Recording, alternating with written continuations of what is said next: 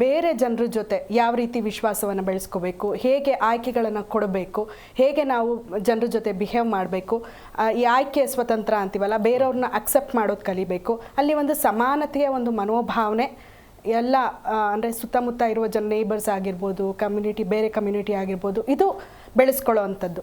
ಇನ್ನೊಂದು ಆಧ್ಯಾತ್ಮಿಕ ಆರೋಗ್ಯ ಅಂದರೆ ಮೌಲ್ಯಗಳನ್ನು, ಅಂದರೆ ಜೀವನದ ಒಂದು ಮೌಲ್ಯಗಳನ್ನು ತಿಳ್ಕೊಳ್ಳೋದು, ಆ ಶಾಂತಿಯ ಪ್ರಜ್ಞೆ ಜಾಸ್ತಿ ಆಗೋದು, ಇದರ ಒಂದು ಆರೋಗ್ಯನೂ ಪ್ರತಿಯೊಬ್ಬ ಮನುಷ್ಯನಿಗೆ ಬೇಕಾಗಿರುವಂಥದ್ದು. ಇಲ್ಲಿ ನೋಡಿದ್ರೆ, ಈ ಒಂದು ಹತ್ಯೆಗಳನ್ನು ನೋಡಿದ್ರೆ, ಇಲ್ಲಿ ಸಾಮಾಜಿಕ ಆರೋಗ್ಯ, ಆಧ್ಯಾತ್ಮಿಕ ಆರೋಗ್ಯ ಕಂಪ್ಲೀಟ್ ಆಗಿಲ್ಲ, ಅದ್ರ ಜೊತೆಗೆ ಮಾನಸಿಕ ಆರೋಗ್ಯನೂ ಇಲ್ಲ ಬಿಡಿ, ನೀಟಾಗಿ ಅಂದರೆ ಸಮಾಜದ ಆರೋಗ್ಯ ಕೆಟ್ಟಿದೆ ಅನ್ನೋದನ್ನ ನೀಟಾಗಿ ಕೊಡುತ್ತೆ. ಕ್ಷಮಿಸಿ, ನನ್ನ ವಾಯ್ಸ್ ಸ್ವಲ್ಪ ಅಂದರೆ ಯಾಕೆ ಈ ರೀತಿಯ ಫ್ಯಾಮಿಲಿಗಳು ಹೆಣ್ಣು ಮಕ್ಕಳನ್ನು ಕೀಳಾಗಿ ನೋಡುವಂಥದ್ದು ಆಗಿರ್ಬೋದು, ಅಂದರೆ ಸಾಯಿಸಿಬಿಟ್ರೆ ನಮ್ಮ ಮರ್ಯಾದೆ ಉಳಿಯುತ್ತೆ ಅನ್ನೋವಂಥ ಮನಸ್ಥಿತಿಗೆ ಬರೋದು ಯಾಕೆ ಅಂತ ಹೇಳಿ, ಅಲ್ಲಿಂದನೇ ಮರ್ಯಾದೆ ಹಾಳಾಗತ್ತೆ ಅನ್ನೋದನ್ನ ಅರಿಯದೆ ಈ ರೀತಿ ಕೆಲಸ ನೆಗೆಟಿವ್ ಬಿಲೀಫ್ ಸಿಸ್ಟಮ್ ಅಂತ ಹೇಳ್ತಾರೆ.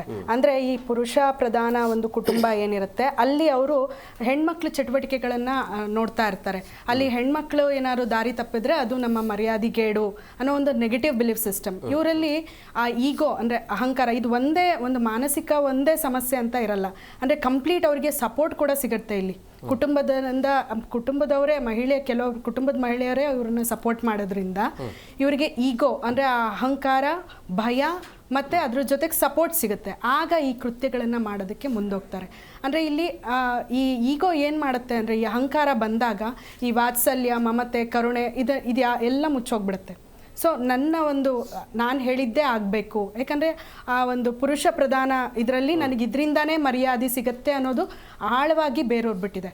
ಅಂದರೆ ಇದು ಈಗಲಿಂದ ಅಲ್ಲ ಸರ್, ಶತಶತಮಾನಗಳಿಂದ ನಾವು ನೋಡೋದಾದರೆ, ಇನ್ನು ರಾಮನ ಕಾಲಕ್ಕೆ ಹೋದ್ರೂ ಕೂಡ ಆವಾಗಲೂ ಕೂಡ ಸೋಷಿಯಲ್ ಪ್ರೆಷರ್ ಎಷ್ಟಿತ್ತು ಅಂತ ನಾವು ನೋಡಿದ್ದೀವಿ.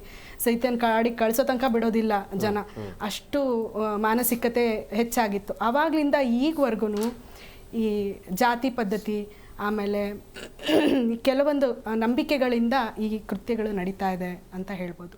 ಇದೇ ಅವರ ಮಾನಸಿಕತೆನ ಹಾಳು ಮಾಡ್ತಾ ಇದೆ. ಈ ಗೌರವ ಅನ್ನೋದು ಹಿಂಸೆಯ ರೂಪ ಬದಲಾಗೋದು ಹೇಗೆ ಅಂತ ಅಂದರೆ ಹೇಗೆ? ಇದು ಗೌರವನೇ ಅಲ್ಲ, ಇದೇನು ನೀವು ಮರ್ಯಾದೆ ಕೇಡಿನ ಹತ್ಯೆ ಅಂತಾರ, ಮರ್ಯಾದೆ ಇಲ್ಲದೆ ಇರೋರು ಹತ್ಯೆ ಮಾಡೋದಿದು. ಅವರಿಗೆ ಮರ್ಯಾದೆ ಅನ್ನೋ ಕಾನ್ಸೆಪ್ಟೇ ಗೊತ್ತಿಲ್ಲ. ಇದು ಸುಮ್ಮನೆ ಅವರು ಮರ್ಯಾದೆ ಗೇಡು ಅಂತ ಹಾಕ್ಕೊಂಡಿದ್ದಾರೆ, ಆ ಕಾನ್ಸೆಪ್ಟೇ ಇಲ್ಲ. ಮರ್ಯಾದೆ ಅಂದರೆ ಏನು?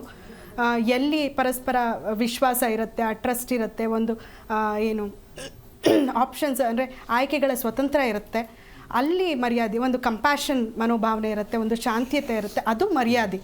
ಜವಾಬ್ದಾರಿಗಳನ್ನು ನಿಭಾಯಿಸೋದು, ಒಂದು ಸಾಮಾಜಿಕ ಆರೋಗ್ಯನ ಕಾಪಾಡ್ಕೊಳ್ಳೋದು, ಇದು ಮರ್ಯಾದೆ. ಇಲ್ಲಿ ಮರ್ಯಾದೆ ಬಿಟ್ಟು ಮಾಡ್ತಾ ಇರೋವಂಥ ಕೃತ್ಯ ಇದು. ಮರ್ಯಾದೆ ಇಲ್ಲದೆ ಇರೋರ ಹತ್ಯೆ ಅಂತ ಇಡಬೇಕು ಇದನ್ನು, ಮರ್ಯಾದೆ ಕೇಡಿನ ಹತ್ಯೆ ಅನ್ನೋದಕ್ಕಿಂತ.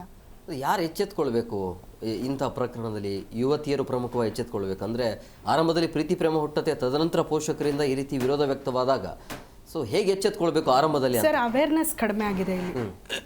ಮುಖ್ಯವಾಗಿ ನಾ ಅದೇ ಹೇಳಿದ್ನಲ್ಲ, ಈಗ ಜಾತಿ ಪದ್ಧತಿಯಿಂದನೇ ಜಾಸ್ತಿ ಇದು ಬರ್ತಾ ಇದೆ. ಈಗ ನಾ ಹೇಳ್ತಾ ಇದ್ದೆ ಮುಂಚೆ, ಈಗ ಕಳೆದ 5ನೇ ಶತಮಾನ 6ನೇ ಶತಮಾನದಿಂದ ಇಲ್ಲಿವರೆಗೂ ಒಂದು ರಾಜಕೀಯ, ಇನ್ನೊಂದು ಧರ್ಮ, ಇವುಗಳೇ ಆಳ್ತಾ ಇರೋದು. ಇಡೀ ಪ್ರಪಂಚ ಎಲ್ಲೇ ನೋಡಿದ್ರು ಒಂದು ರಾಜಕೀಯ ಬರುತ್ತೆ, ಇನ್ನೊಂದು ಧರ್ಮ. ಇಲ್ಲಿ ಜಾತಿ ಪದ್ಧತಿನೇ ಮೇನ್ ಆದಾಗ, ಆ ಜಾತಿನ ಮದುವೆ ಆಗಬೇಡ, ಈ ಜಾತಿನ ಮದುವೆ ಆಗಬೇಡ, ಇದು ಜಾಸ್ತಿ ಆದಾಗ ಈ ಕೃತ್ಯಗಳು ಜಾಸ್ತಿ. ಅಂದರೆ ನಮ್ಮ ಜಾತಿಯಲ್ಲಿ ಮದುವೆ ಆದರೆ ನಮಗೆ ಗೌರವ ಅನ್ನೋದು. ಇಲ್ಲಿ ಮಾನಸಿಕ ಆರೋಗ್ಯ ಹೊರಟೋಯ್ತು. ನೀವು ಎಷ್ಟೇ ಓದಿದ್ರು, ಎಷ್ಟೇ ತಿಳಿದ್ರು, ಜಾತಿ ಇಂಪಾರ್ಟೆಂಟು. ಎಲ್ಲಿವರೆಗೂ ಈ ಜಾತಿಗೆ ಪ್ರಾಮುಖ್ಯತೆ ಕೊಡ್ತಾ ಇರ್ತಾರೋ ಅಲ್ಲಿವರೆಗೂ ಈ ಸಾಮಾಜಿಕ ಆರೋಗ್ಯ ಹಾಳಾಗ್ತಾನೆ ಇರುತ್ತೆ. ಸಮಾನತೆ ಇರಲ್ಲ, ಕಾನೂನು ಮೇಲೆ ಭಯ ಇಲ್ಲ. ಸೊ ಕಾನೂನಲ್ಲಿ ಭಯ ಇಲ್ಲ ಅಂದಾಗ ಈ ಪ್ರಾಬ್ಲಮ್ ಜಾಸ್ತಿ ಆಗುತ್ತೆ. ಅಂದರೆ ಮೇಲು ಕೀಳು ಅನ್ನುವಂಥ ಮನಸ್ಥಿತಿ ಹೇಗೆ ಬಂದ್ಬಿಡುತ್ತೆ ಅಂತ ಇದ್ದಕ್ಕಿದ್ದಾಗೆ? ಇದು ಇದ್ದಕ್ಕಿದ್ದಾಗೆ ಬರುವಂಥದ್ದು ಬಂದಿದ್ದಲ್ಲ ಸರ್. ಇದು ಶತಶತಮಾನಗಳಿಂದ ಮೇಲು ಕೀಳು ಅನ್ನೋದು, ಅನ್ಟಚಬಿಲಿಟಿ ಪ್ರಾಬ್ಲಮ್ಸು, ಈ ಜಾತಿ ವ್ಯವಸ್ಥೆ, ಈಗಲೂ ಪಾಲಿಟಿಕ್ಸ್ನ ಆಳ್ತಾ ಇರೋದು ಅದೇ ಅಲ್ವಾ. ಸೊ ಜಾತಿ ಸ್ಟ್ರಾಂಗ್ ಆಗಿದ್ರೆ ವೋಟ್ಸ್ ಜಾಸ್ತಿ ಸಿಗುತ್ತೆ, ಅವ್ರು ಗೆಲ್ತಾರೆ. ಸೊ ಇದು ಎಲ್ಲಿವರೆಗೂ ಸಮಾನತೆ ಬರೋದಿಲ್ವೋ ಅಲ್ಲಿವರೆಗೂ ಈ ಏನು ಪ್ರಾಬ್ಲಮ್ಸ್ಗಳು ಬಂದೇ ಬರುತ್ತೆ.